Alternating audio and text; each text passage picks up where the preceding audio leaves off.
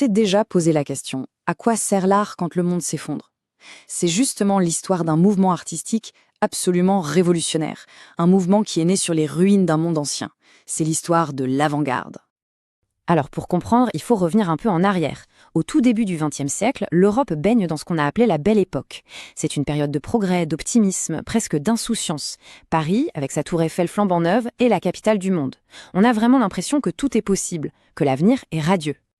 Mais voilà, cette belle époque, cette parenthèse enchantée, est sur le point d'être pulvérisée. Le monde, tel qu'on le connaissait, va disparaître dans un fracas absolument assourdissant. Ce fracas, c'est bien sûr la Première Guerre mondiale.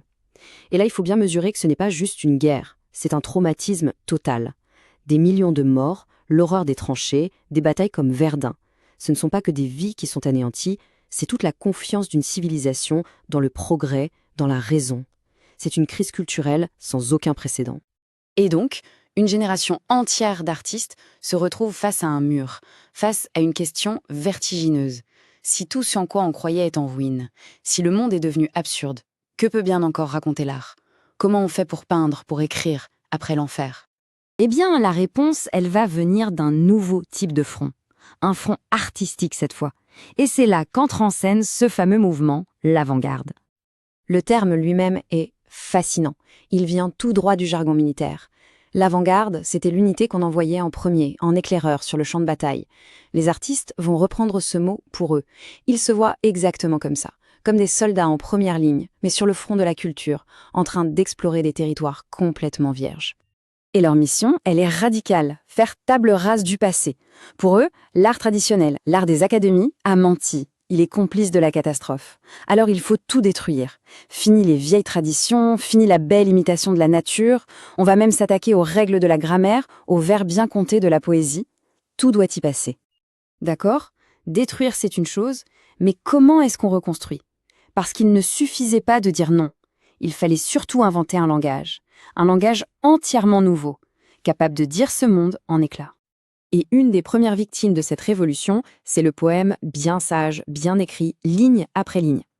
Pour un poète comme Guillaume Apollinaire, cette structure toute droite est devenue totalement incapable de capturer le chaos, la vitesse, la fragmentation du monde moderne.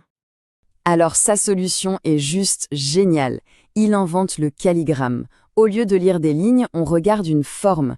Le texte devient une image. Le poème dessine ce dont il parle.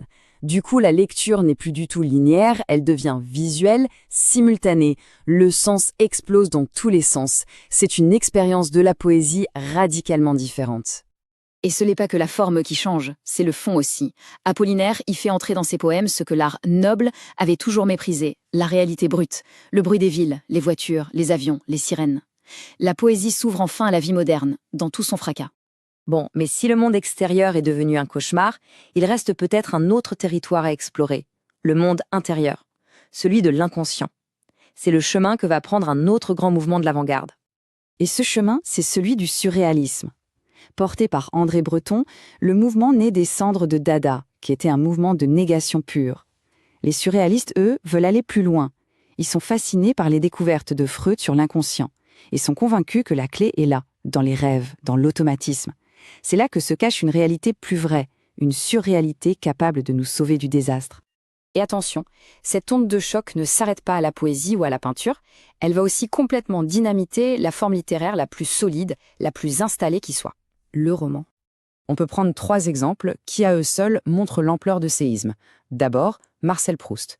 Lui, il fait voler en éclats l'histoire bien linéaire pour nous faire naviguer dans les labyrinthes de la mémoire, de la sensation. Ensuite, on a André Gide, qui s'amuse à briser l'illusion en intégrant la mise en abîme, c'est-à-dire un roman à l'intérieur de son propre roman. Et puis, il y a Céline, et là c'est une déflagration. Il prend la langue de la rue, l'argot, la rage du langage parlé, et l'injecte telle quelle dans une littérature qui était jusque-là très, bien élevée. Alors aujourd'hui, qu'est-ce qui reste de tout ça? Quel est l'héritage de ce formidable tremblement de terre créatif? C'est peut-être ça la leçon la plus importante. L'avant-garde, ce n'était pas juste de la provocation pour le plaisir de choquer.